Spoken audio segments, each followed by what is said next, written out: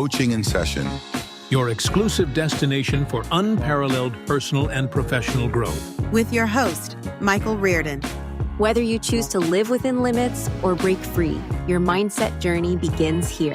One of the things I want you to be looking at today are going to be these two words, belief and commitment. Those two words are going to be the foundation for our conversation today.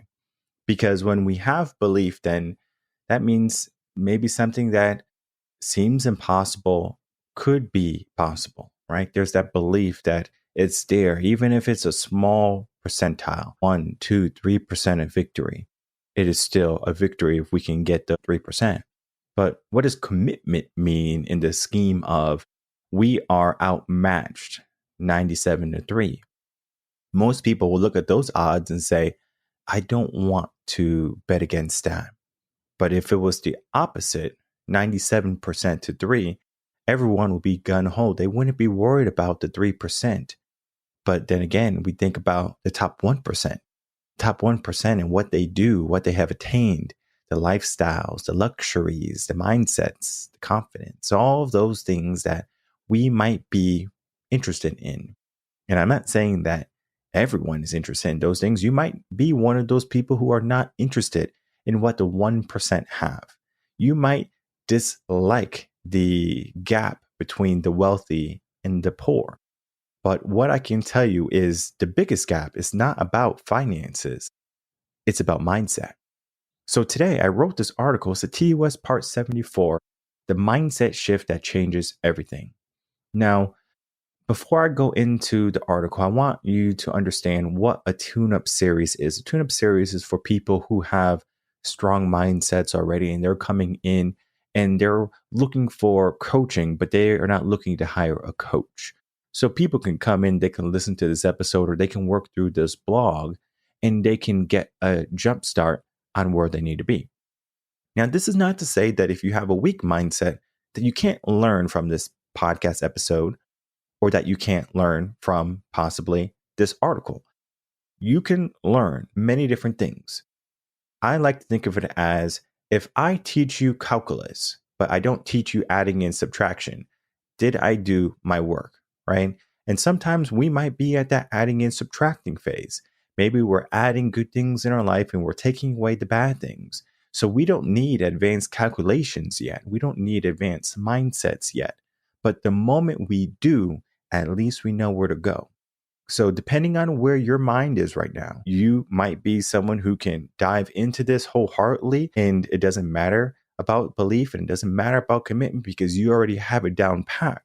But for the people who might not believe in themselves yet, or the people who don't know how to follow through with their commitments, this article is going to be extremely challenging for you because you're going to find yourself always at a new crossroad, even if you got through the first hurdle. So we do have some steps for us to kind of guide our conversation today. It's going to be separated into 4 easy steps. The first step is going to be that we're going to learn how to stop the habits of seeing challenges as setbacks, right? There's going to be no barriers that are going to be able to stop us, right? We can permeate anything. Step 2 is going to be looking at viewing failure, right? They're not setbacks, they're lessons. People who fail, they say, oh, I'm a failure. I guess I can't do this, right? They look at all the negative, right? The pessimistic mind takes over in that realm. So we're going to be looking at that step 2. And then looking at step 3, recognizing that effort is not optional, right? It's the driving force that powers your growth beyond your current limits. And we're going to be diving into that. That's going to be a beautiful mindset melody for number 3. And then 4, we're going to reject temptation to settle for incremental progress alone, right? So we're going to be looking at what is most in alignment with us. All of these steps are going to be essential for you to progress your mindset. Now, there's many ways you can elevate yourself and your mindset and the shifting that you can do. For example, maybe you're someone who's not going to the gym right now. If you can give yourself this idea of going to the gym, and naturally you're going to have a mindset shift. Something you didn't want to do or something you haven't been doing, now you're doing it. Maybe you learn to love the gym. I know when people, they finally start to receive the results, they're taking more pictures, they're looking in the mirror and they're looking at oh, wow, look at how beautiful I am, or how handsome I am, or how jacked I am, or whatever it be, right? But before they might have said they were beautiful when they looked in the mirror, they might have said, I'm fine the way I am. And it's not that we can't appreciate who we are, but we do have to understand who we can become. And so sometimes we have layers of fluff, and the fluff can be everything, right? The fluff can be we have people who don't serve us, jobs that are meaningless. It could be extra weight or whatever, right? The fluff of life, right? We want to get down to the nitty gritty. We want to get down to the roots. We want to get down to what's going to really give us some cause and purpose in our life. Some people call it why. Some people call it a mission. What is your vision, right? All of these terms, these terminologies can be essential in a roundabout way to mindset.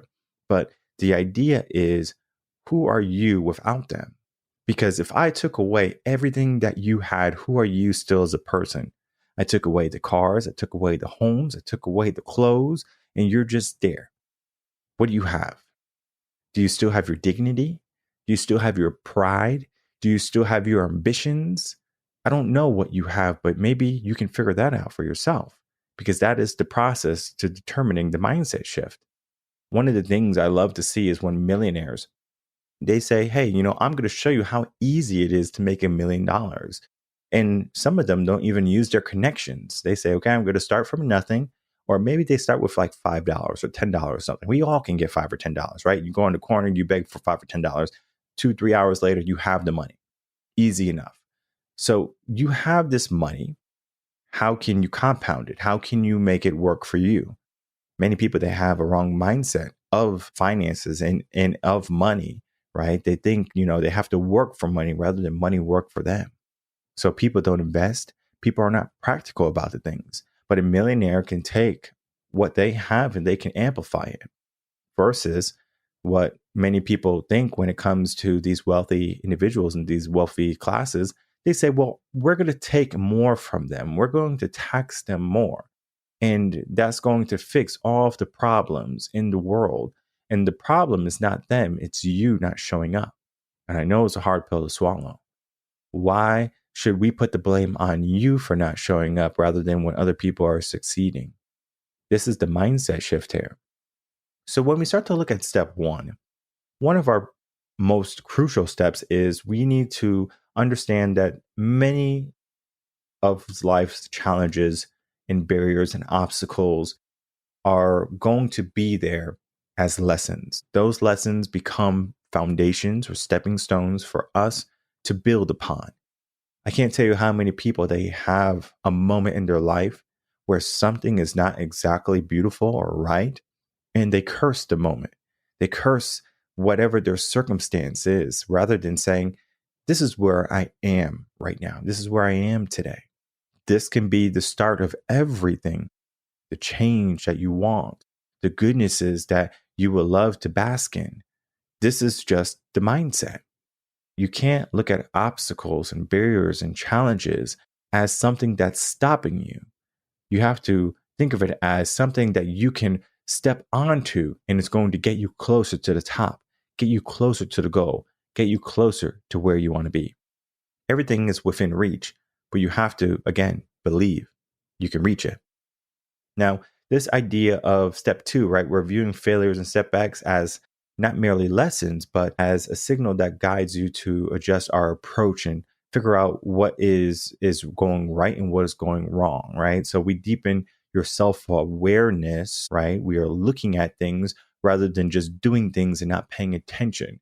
I don't want you to keep doing something that's not working.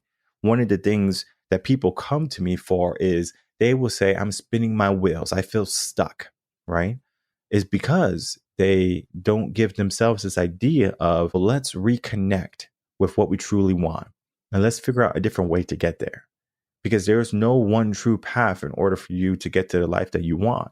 Some people, they take the scenic route, but yet they want a direct flight. They don't want any layovers, but yet it's the cheapest cost.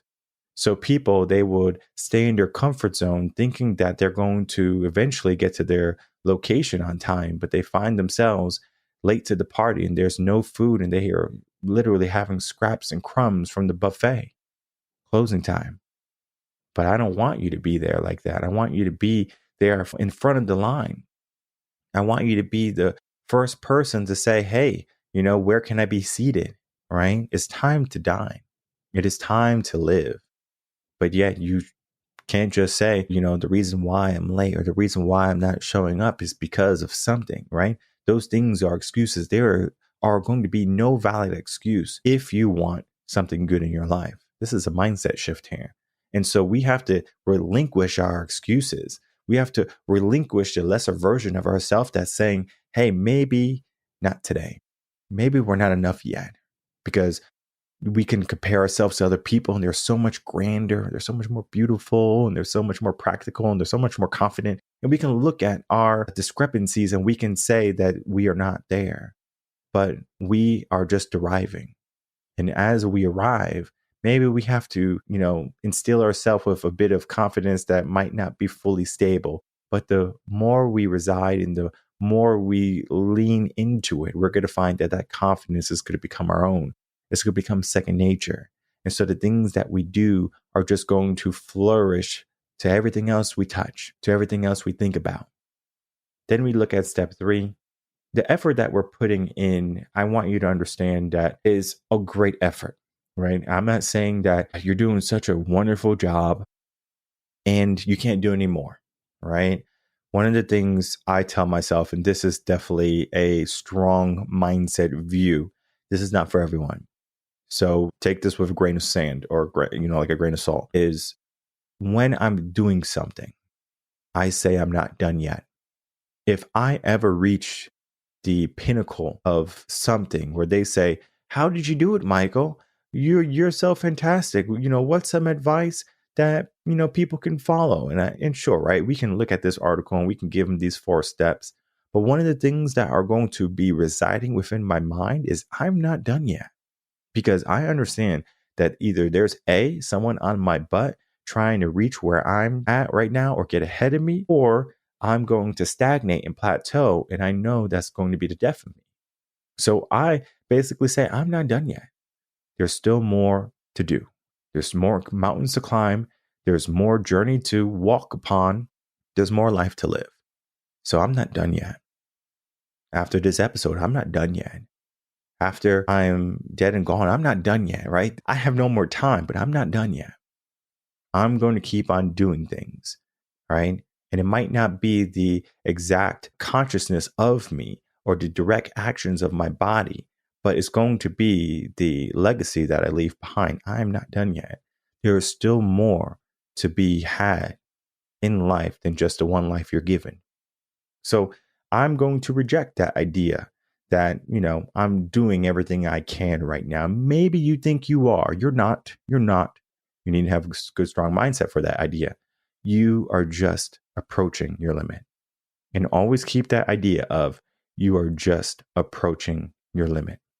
Maybe one day your limit is 200. Maybe we can think of it as lifting weights in the gym, right? You're benching 200, you're squatting 200. Is that your limit? No, because you can put 210. Right? You could put 300. So this is the idea of our limit can keep on growing. Now, maybe you give yourself this idea of my limit was 300 and now at 200, so I must be falling short. Well, let's look at it a different way. Just because your limit is now 200 and your limit was 300, you know that since you have reached 300 before, that you can reach 300 again. And this is not about age. I can't tell you how many people they hit a certain age and they go, oh, I'm not a teen anymore. I can't do what I did when I was young one, or something like that. Sure, right? You can give yourself that mindset, but it's detrimental to your growth and your prosperity. Now, what I love to see is when I'm seeing people who are 65, 70 years old, and they're basically saying, I'm in the best shape of my life. They might not have all the muscles and things like they had when they were teens, but that is not what they are going to portray success as in their health and their fitness, right? Maybe they can run around with their grandkids without getting, out of breath or, winded. Maybe they can, go hiking with friends and things like that, or they can go out for a night of dancing and their knees don't hurt. These things can lead to the mindset of you are in the best shape of your life. Because maybe at one point you couldn't do those things. Yeah, sure. Maybe you don't lift 300 pounds anymore, but you can do things that truly invigorate who you are. The passion, this idea of what life can be, right? We're not just simply settling for, this incremental progress of trying to get that 300 again, right? Maybe we don't hit that 300 again, but we refine our focus. Maybe 200 is done differently. Maybe our process to how we work out is different. Our body is going to be different, right? With age. And so we acclimate to where we are. We pivot, right? That's the idea of what mindset shifts are. We pivot. We don't simply say, this is a challenge. This is a barrier. This is something I can't do. A pivot is not a escape route. It's our averting our direction. So for example, let's say there's an accident on the highway. Your navigation system is going to give you a different direction to your location. Can you say, oh, I'm supposed to go through this crash and I'm supposed to move these cars because they're in my way? Yeah, sure. You can have yourself that mindset, but then you can say the destination is the goal. Now, this is more so of this idea of mindset shifts and pivoting, not so much of what life is, because there is only a goal behind the goal when it comes to our life and what we should be looking at. It's not about the destination, it's about the journey. Can you enjoy being in traffic? Do you enjoy driving down the road or something along those lines, or to where you want to be? And then do you enjoy doing it again and again and again, right? That can be what life is. Then we look at the final piece of the puzzle, right? Number 4, rejecting the temptation to settle for the incremental progress alone, right? We are going to be looking at what is in alignment with us. I think of what alignment is. Alignment is going to be what is the best fit for you. Because maybe what is good for you might not be good for your parents or your spouse or your kids or your friends or your coworkers. What is good for you?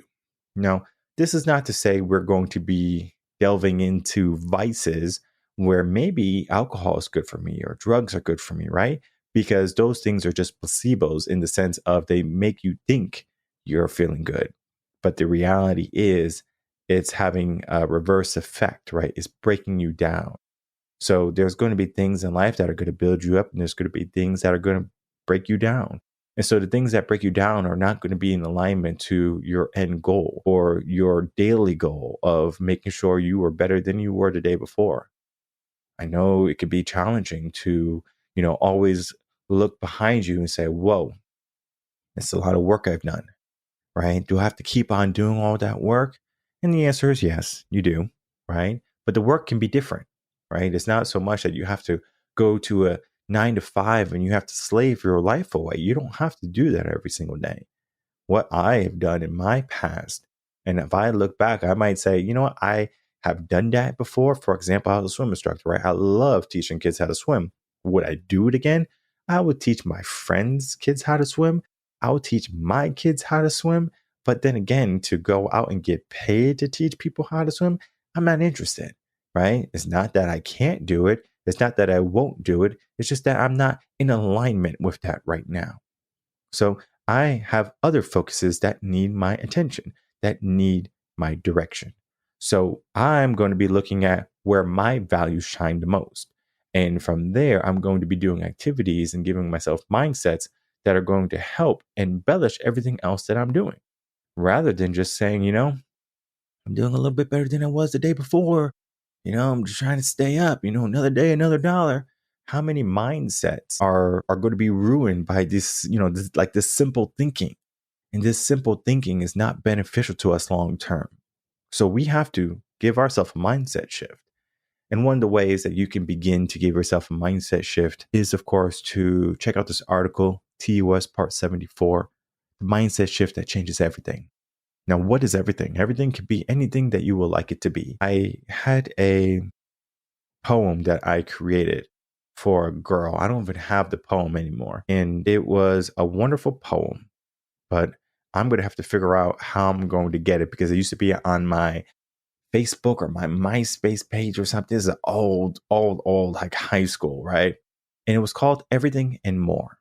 And the idea was how I was trying to get everything from maybe one person or one situation or one thing. And what I was finding that there was always more that needed to be tacked on. And in life, we can have a similar idea to what that can mean, because maybe we find someone we truly love. Maybe it could be an inanimate like object of like a home or car or something like that. We truly love these things maybe. But maybe, things are not going right in the relationship, and maybe your eyes start to wander. And so you start to see another guy or another girl and you're like, whoa, that's a really good person. And I hope that maybe I can incorporate them into my life. And so you forego your current relationship and you go for this new relationship. And maybe somewhere down the road that the relationship that you thought was perfect and it was exactly what you were missing is no longer fulfilling the roles of what you thought it would fulfill. And so now you're looking for a new relationship. So you're continually looking for more. This is the idea that there's always going to be another person in the world that's going to be maybe more beautiful or more handsome or more financially fit or more jacked and fit, and or maybe a car that's faster or the perfect color for you, that sits better, that drives better, or maybe a home is more beautiful than the one you have. And this is the idea that there are so many things in life, right? That could be everything, but there's always more. There's always more that can be had. Let's not just say that there's going to be things like relationships or materialistic goods that we can be going after. Maybe there's more potential for us. Maybe there's more prosperity for the ones that are around us. All of these things can happen if we say, yeah, sure, we know what we want. We know what we have to do. I'm willing to commit to all of this. And then you keep on doing it every single day. Do you stop? No. There's no vacation days. There's no 65. There's no retirement, right? There's only the journey. And the journey is you showing up. And this is the mindset shift that can change everything. There is no one day. There's day one. Every single day is day one. Every single day there's urgency. Every single day there's progression. Every single day there's an invigoration that should come over you to take another step, even when things are uncertain or things are heavy. If you can give yourself this idea that there will be a way, there will become a way. And this is where belief and commitment come, and they meld so beautifully together to create the mindset shift that can change everything in your life. And of course, if you are a person that needs support, you can head over to revenconcepts.com. We help people on the daily with this idea of mindset shifts and this idea that they can go after the life that they're dreaming of. It doesn't have to be a fantasy anymore. It doesn't have to be this far-fetched idea that maybe they will like these good things and hopefully it will happen one day. Maybe that one day can be today. So let today be your day one. Let today be the day you decide for change to occur in your life. Let today be the day that you believe in yourself, maybe because you have lost belief in everything else. And maybe today can be that day where you commit to the change that's going to change everything and more.